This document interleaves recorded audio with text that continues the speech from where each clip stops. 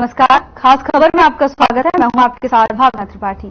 हरियाणा विधानसभा चुनाव में अब ज्यादा वक्त नहीं बचा है, जिसको लेकर सभी दल एक्टिव नजर आ रहे हैं। प्रचार प्रसार जोरों शोरों से किया जा रहा है, तो वहीं वार पलटवार का दौर भी जारी है। चुनाव में जीत हासिल करने के लिए सभी सियासी दल रणनीति मजबूत करने में जुटे हुए हैं। मंथन का दौर जारी है। मुख्यमंत्री नायब सिंह सैनी ने खुद चुनावी कमान संभाली हुई है। सीएम लगातार जनता के बीच पहुंचकर पार्टी की नीतियों को जनता तक पहुंचाने का काम कर रहे हैं। कांग्रेस भी हरियाणा मांगे हिस्सा पदयात्रा के जरिए बीजेपी को घेर रही है। इसके साथ ही इन दिनों सियासी गलियारों में सुखबुहाट है कि आप और कांग्रेस एक साथ मैदान में उतर सकते हैं। हालांकि अभी स्थिति बहुत साफ नहीं है। क्षेत्रीय दल तो पहले ही एकजुट होकर चुनाव लड़ने की घोषणा कर चुके हैं। हरियाणा में विधानसभा चुनाव के लिए दुष्यंत चौटाला की जननायक जनता पार्टी और चंद्रशेखर की पार्टी आजाद समाज पार्टी के बीच गठबंधन हुआ है। हरियाणा की 90 विधानसभा सीटों में जेजेपी 70 और आजाद समाज पार्टी 20 सीटों पर चुनाव लड़ेगी। इनेलो 53 तो बसपा 37 सीटों पर चुनाव लड़ेगी। हालांकि अब देखना यह होगा कि जनता का विश्वास किसके साथ है।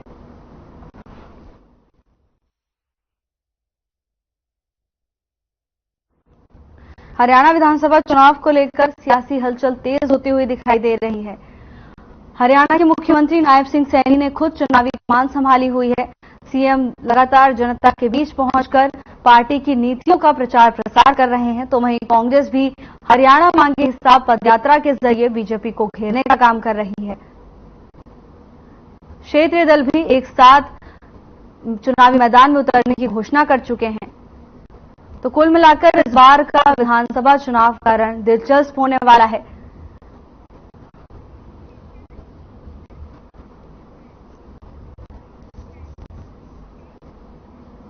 इसी पर चर्चा के लिए हमारे साथ कुछ खास मेहमान जुड़ गए हैं, उनसे आपका परिचय करा देते हैं। बीजेपी प्रवक्ता प्रोफेसर विधु रावल हमारे साथ चर्चा में जुड़ गए हैं। विधु जी, आपका बहुत बहुत स्वागत है।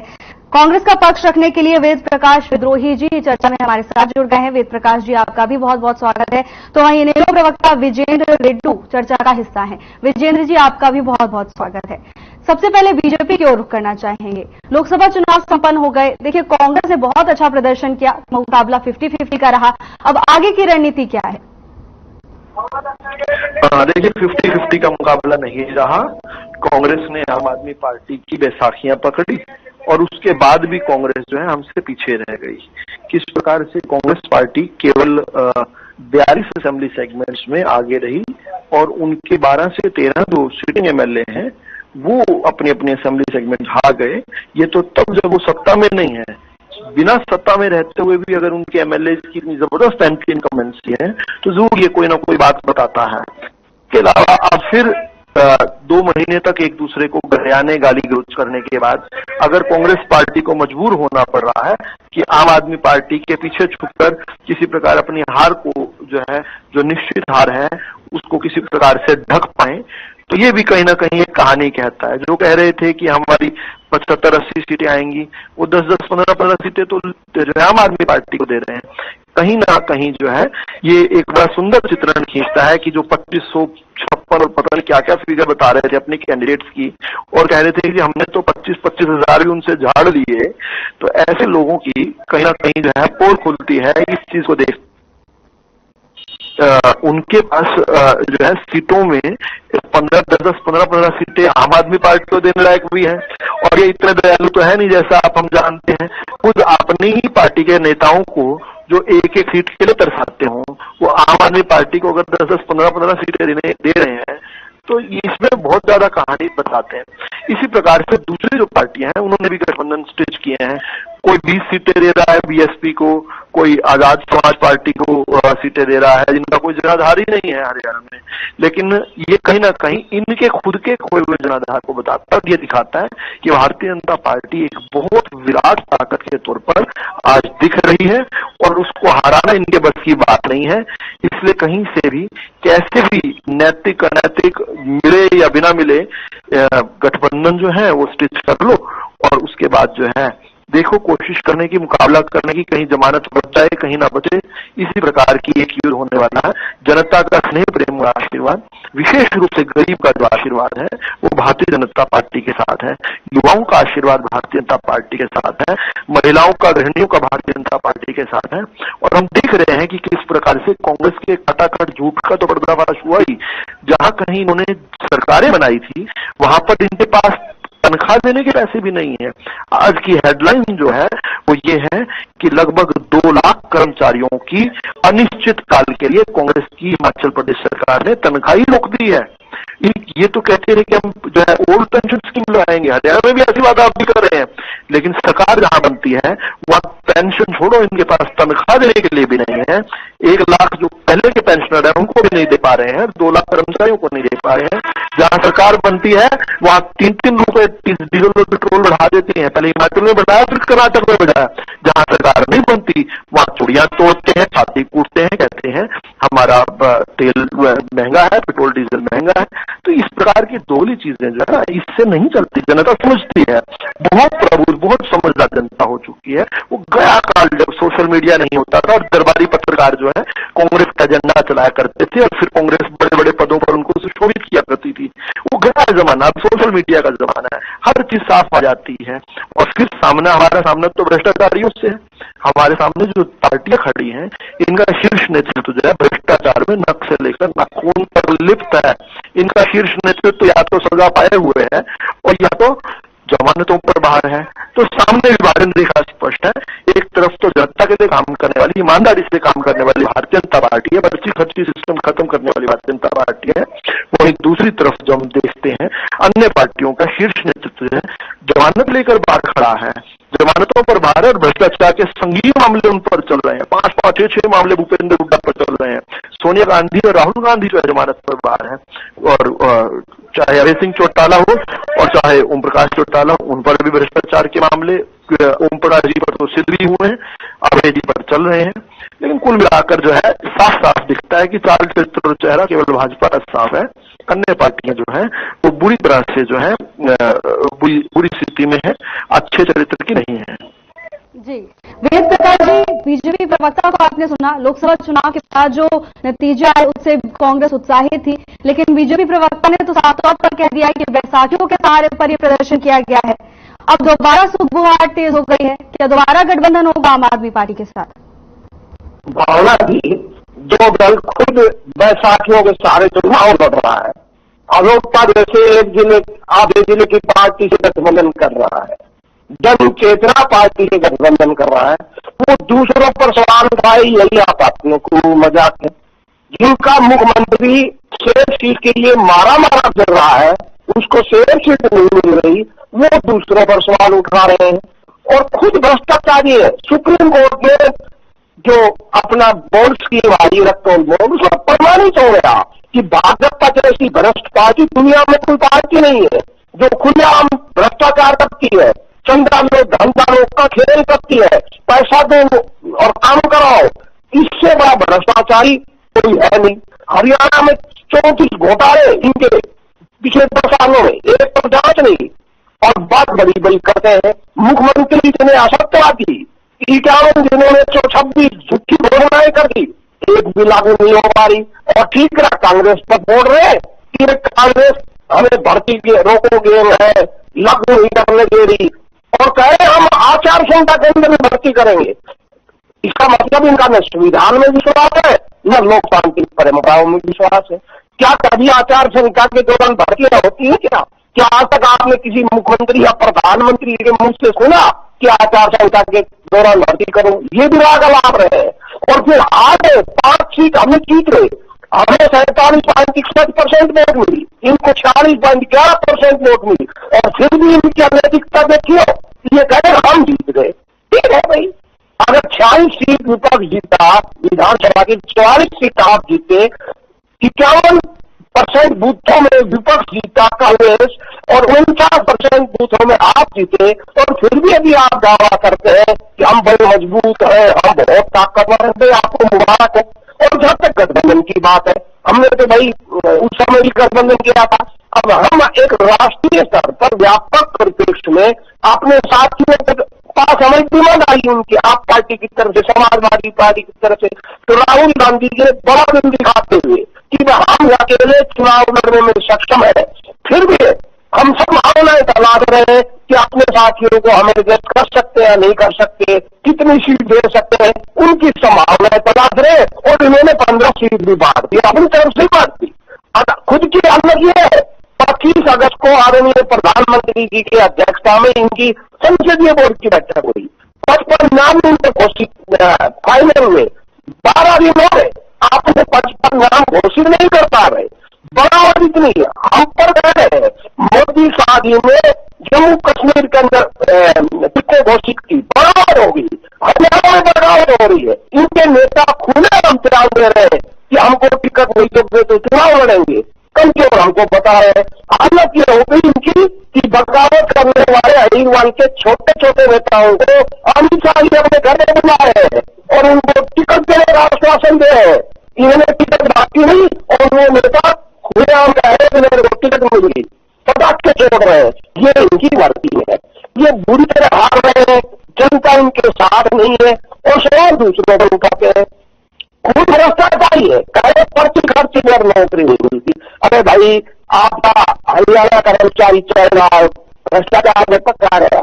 आपका हरियाणा लोक सेवा आयोग भ्रष्टाचार में पकड़ा गया। आपकी सारी व्हाइट कॉलर जो भ्रष्टाचार में पकड़ी गई। एक सवाल और है, इनेलो और बसपा का भी गठबंधन हो गया है, कैसे देखते हैं, क्या परिणाम बदल सकता है? देखिए भावना जी, कोई भी कुछ भी गठबंधन करे, हरियाणा की जनता अपना मन बना सकती है कि हरियाणा की जनता भाजपा को भगा रही है और कांग्रेस को जा रही है। इनेलो को भी चुनाव लड़ने का अधिकार है, बसपा को भी चुनाव लड़ने का अधिकार है। जब बसपा चरम पर होती थी तब हरियाणा में उनका कोई विशेष प्रभाव नहीं था। आज क्या होगा जब बसपा की उत्तर प्रदेश में जमीन खिसक चुकी है और जो जगपा का गठबंधन है वो जगपा नेता पहले ही भाजपा के साथ मिलने के कारण अपने ऐसे स्तर पर पहुंच गए कि उनकी राजनीतिक हालत खराब हो गई। अब चंद्रशेखर आजाद जी जिन्होंने सब किया है वो पहली बार हरियाणा हमारे नगीना से जीते थे, उनको हरियाणा में कोई जानता नहीं। हर जनता अपना अधिकार है राजनीति में चुनाव लड़ने का, पर हमें कुछ तक पड़ने वाला नहीं है। ठीक है, हेलो, ठीक है विजेंद्र जी, देखिए इनेलो और बसपा पूरे दमखम से चुनावी मैदान में उतर चुकी है, जीत का दावा भी किया जा रहा है, लेकिन अन्य दलों के हिसाब से इनेलो और बसपा के गठबंधन का कोई अस्तित्व नहीं है, कोई बदलाव नहीं आएगा परिणाम में, क्या कहेंगे?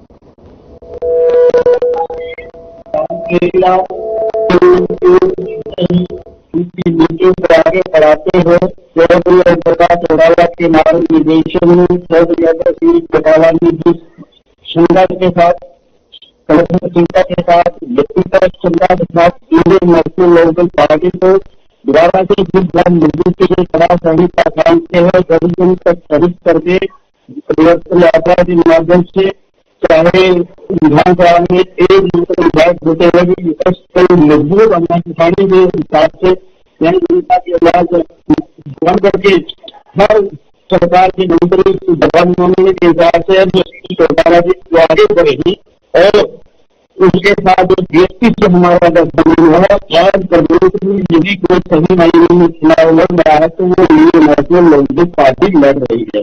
देखिए, सबसे पहले हम चुनाव प्रचार में उतर चुके हैं। 15 कैंडिडेट हमने जनता के सामने तय करके हैं। 15 कैंडिडेट हमने जो है बीजेपी और कांग्रेस के सामने खड़े करते हैं। भाई फास्ट इसमें है कि नाटकम, लेकिन इनके लिए अपने टिकट भी क्लियर नहीं कर पा रहे थे।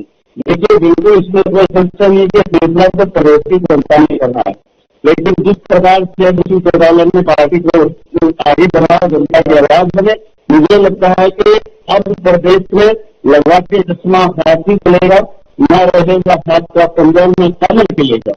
अब क्यों नहीं खिलेगा? देखिए भावना जी, सबसे पहले हमारे साथ ही कह रहे थे कि विभिन्न संगठनों की पार्टियों को इकट्ठा कर रहे हैं, तो मैं पूछना चाहता हूँ बीजेपी की पार्टी से, भाई आप तो सरकार में 10 साल रहे हो, पहली बात तो आपको घोषणा करने की जरूरत नहीं होनी चाहिए थी। 10 साल का बहुत लंबा पीरियड होता है, जो आपकी क्षमता थी आपको करके दिखाना चाहिए। जब आप 10 साल और उसका सर्टिफिकेट केंद्रीय नेतृत्व में देने का काम किया, सरकार को बदल करके, मुख्यमंत्री को बदल करके, मंत्रियों को बदल करके ये सर्टिफिकेट अपने आप में बन जाता है। ये सरकार फेल हुई, इसलिए को आगे लाना चाहिए।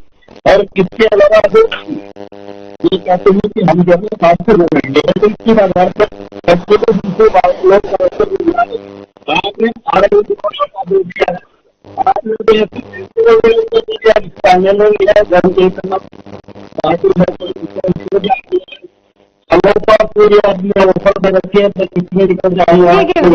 ठीक है। विदु जी, देखिए कांग्रेस ने तो साफ तौर पर कह दिया कि उन्हें गठबंधन से कोई फर्क नहीं पड़ेगा, क्या बीजेपी का भी यही कहना है?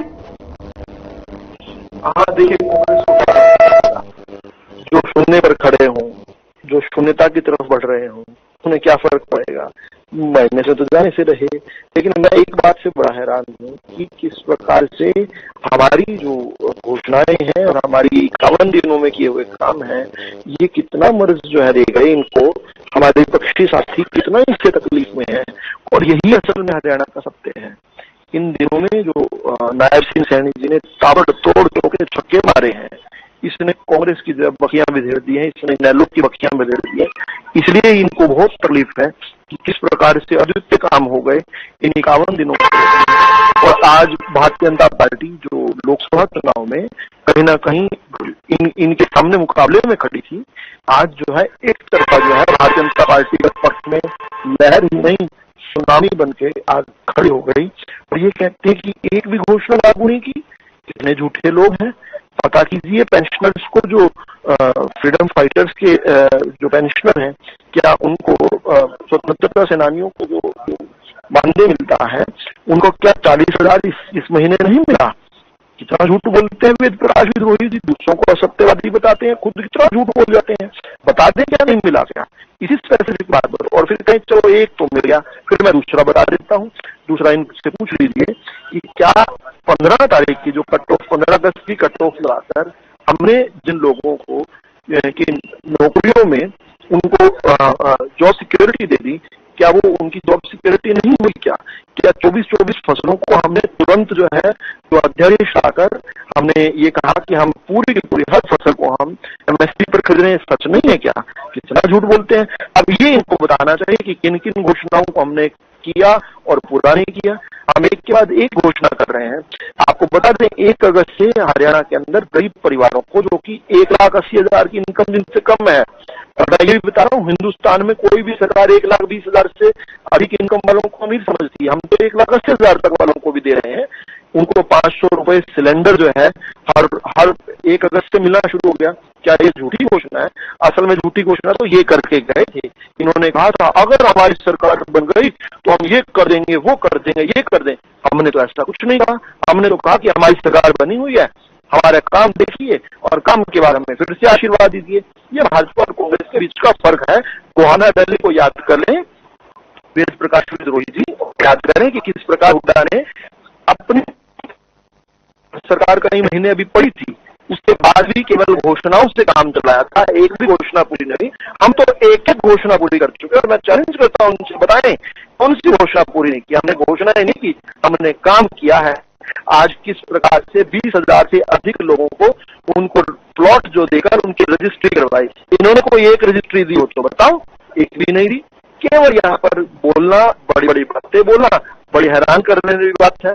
और फिर कांग्रेस की स्थिति तो ये है कि इनको आम आदमी पार्टी को गरियाना भी पड़ता है, गालियां भी देनी पड़ती है, और उसके बाद उनको गले भी लगाना पड़ता है। हमने, हमारी जो सहयोगी पार्टियां जिनका नाम ले रहे हैं, हमने तो कभी 5 साल में उनको कोई इस प्रकार की बात नहीं की कि चुनाव के बाद आते हुए हमें एक दूसरे के साथ गले मिलते हुए शर्म आए। लेकिन इनके तो पहले गठबंधन किया और फिर जैसे ही चुनाव खत्म हुए, अगले दिन दिल्ली के अंदर आम आदमी पार्टी के खिलाफ कांग्रेस वाले प्रदर्शन कर रहे थे। यानी जनता को भ्रमित ही तो करते हैं ना, केवल भाजपा के सामने अकेले आने की हिम्मत नहीं है। उनके साथ हाथ मिला लेते हैं, जिनके बाद में चुनाव खत्म होते ही उनको गरियाना शुरू करते हैं। ठीक है, जो दोगला चेहरा है कांग्रेस का, यही असल चरित्र है कांग्रेस का। This is the true character of Congress party which has been unleashed by Congress itself. और देश की जनता, प्रदेश की जनता इससे बखूबी वाकिफ है, और इसी नाते से कांग्रेस का सूत्र साफ करते हुए और इंडियन नेशनल लोकदल का सुपड़ा साफ करते हुए भारतीय जनता पार्टी को प्रचंड आभार, स्नेह, प्रेम और आशीर्वाद देकर तीसरी बार भाजपा की सरकार बनाकर हरियाणा के अंदर इतिहास बनाने वाली है। आज तक किसी भी सरकार को तीसरी बार रिपीट होने का अवसर नहीं मिला। भाजपा की सरकार ये करने वाली है, आपके सामने करने वाली है। ये लोग कितना ही जो है रुदालियां डालें, इनकी रुदालियों से कोई फर्क नहीं पड़ता, क्योंकि ये ट्राइड, टेस्टेड और रिजेक्टेड माल है। इनको जनता रिजेक्ट कर चुकी है, एक बार नहीं, दो दो तीन तीन बार कर चुके हैं, इनेलो को 4 बार कर चुकी है।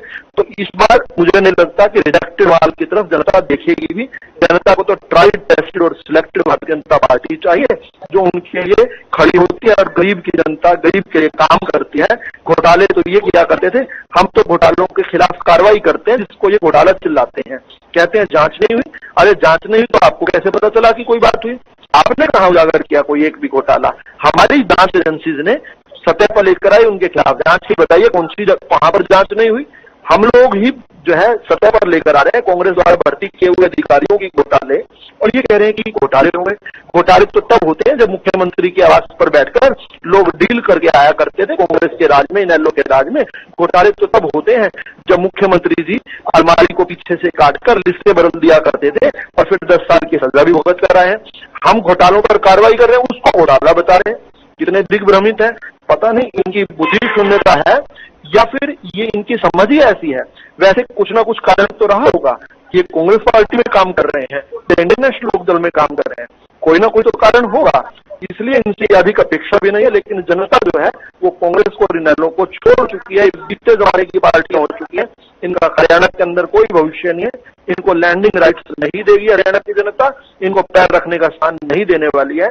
भाजपा को अपार स्नेह, प्रेम और आशीर्वाद के साथ एक बड़ी प्रचंड सरकार, बहुमत की सरकार भाजपा के आप देखने वाले हैं, और हम इतिहास बनाएंगे, हरियाणवियों को आगे लेकर जाएंगे, हरियाणवियों को जीवन में सुखद अनुभव लेकर आएंगे, हरियाणवियों का जीवन स्तर सुधारेंगे और बेहतर करेंगे, और हरियाणा को देश का अग्रणी राज्य बनाकर अन्य राज्यों के लिए कांग्रेस शासित भी और दूसरे शासित भी उनके लिए अनुकरणीय और अनुसरणीय बनाकर ही हम दम लेंगे। उससे पहले हम ना विश्राम करेंगे ना आराम करेंगे। जी वेद प्रकाश जी, देखिए आपने तो कहा कि राहुल गांधी ने बड़ा दिल रखते हुए गठबंधन के फैसले पर विचार विमर्श किया, लेकिन विधु जी तो कह रहे हैं कि आपकी मजबूरी है आम आदमी पार्टी को गले लगाना। देखिए भावना जी, जिनका काम ही झूठ बोल रहा है, 50 दिन पहले जनता ने इनको ठुकराया है और फिर भी हमको रिजेक्टेड बता रहे हैं। जिनको जनता ने रिजेक्ट किए, सबसे 5 पर लाके खड़े कर दिए, इनसे ज्यादा हमको वोट मिली, इनसे ज्यादा सीक्वेंस में हमको बहुमत मिला, और फिर भी हमें रिजेक्टेड बना रहे हैं। और हम इनका क्या कर सकते हैं? और ये कह रहे हैं हमने घोषणा लागू कर दी, बोला दहेज जारी कर दिया। भाई कौन सा आपने फसल का दहेज जारी कर दिया? फसल की तो खरीद की अक्टूबर में होगी और आचार संहिता लगी हुई है, आप कहां से खरीदोगे? ये नई सरकार आएगी वो खरीदेगी। क्या आपकी सरकार आए, क्या हमारी सरकार आए? पुरानी सरकार तो खरीदनी नहीं। क्या जाता है घोषणा करने में? आपने तो नारियल की भी घोषणा कर दी, आपने जूट की भी घोषणा कर दी। क्या हरियाणा में जूट और नारियल बनता है? आप कह रहे हैं जॉब्स को भी दे दी। मैडम भावना जी, आपने 6 महीने के लिए दे दिया, लागू कर दिया। 6 महीने इससे बड़ी धमकी क्या होगी कि चुनाव से ठीक पूर्व विधानसभा का निवेदन बुलाने की बजाय, कानून बनाने की बजाय अध्यादेश लाकर आप ठग रहे हो, तो ये तो बड़ी ठगी है। ये कह रहे कि हमने 500 रुपए का सिलेंडर मिल गया। मैडम भावना जी, आप गाँव में जाइए, किसी भी व्यक्ति से पूछिए, एक व्यक्ति को हरियाणा में सिलेंडर नहीं मिल रहा। झूठ पे झूठ बोल रहे हैं, हम उनको रोक तो सकते नहीं। जो पार्टी आदतन झूठ बोलती है, भ्रष्टाचार करती है, इनके हजारों करोड़ रुपए के जो दफ्तर बने हुए हैं, आरएसएस का दफ्तर बना हुआ है पानीपत के अंदर, क्या ये पैसे आसानी से आ गए? क्या इनके घर में कम पैसा लगा हुआ है?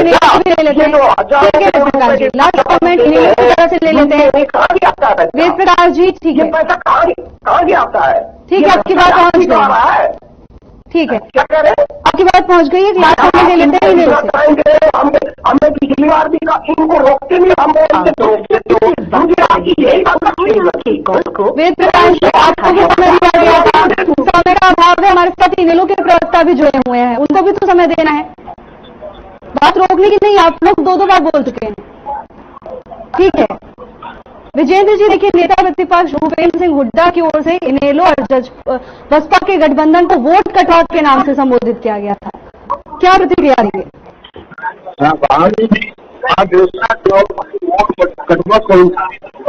भूपेंद्र सिंह जी क्या करते थे और उसका नहीं क्या करते बल्कि चुनाव खत्म होते ही लोकसभा तुरंत रिजल्ट आने से पहले ये डिक्लेरेशन करने का काम किया कि हम हरियाणा में सक्षम है और अकेले चुनाव लड़ेंगे। और आज जो इतने भयभीत हो गए हैं, इतने डर गए हैं, उनके गिरते हुए ग्राफ को देख करके उनकी पार्टी के अंदर जो एक बम फटने वाला है टिकट वितरण के बाद, उसको देखते हुए इतने भयभीत हो गए हैं कि उन्होंने दूसरी पार्टियों को बुलाना शुरू कर दिया और ढोल बजा करके कहना शुरू कर दिया, भाई कोई भी आए हमारे साथ आए, चाहे वो सीपीएम की बात हो और चाहे समाजवादी पार्टी की बात हो, चाहे आम आदमी पार्टी की बात हो, इनको फोन कर करके न्योते दे करके बुलाने का काम कर रहे हैं कि हमारी हालात पतले हो गए हैं हरियाणा प्रदेश में, आओ और हमारे सहारा बनो, हमारी मदद करने का काम करो। लेकिन जो बैसाखियों को चलते हैं उनको कभी सफलता नहीं मिलती है। भावना जी, ये कुछ भी कहे, इंडियन नेशनल लोकदल पार्टी हरियाणा प्रदेश में मजबूती के साथ चुनाव लड़ेगी और कांग्रेस पार्टी ने स्वयं इस बात की घोषणा करने का काम किया है कि हम ठीक है, समय का अभाव है, रुकना चाहेंगे। चर्चा में जुड़ने के लिए आप सभी का बहुत बहुत धन्यवाद। तो हरियाणा में विधानसभा चुनाव को लेकर सियासी हलचल तेज होती हुई दिखाई दे रही है। गठबंधन क्या परिणाम डालेगा, ये चुनाव के नतीजों वाले दिन ही पता चलेगा। फिलहाल के लिए बस इतना ही। जल्द हाजिर होंगे नई अपडेट्स के साथ। नमस्कार।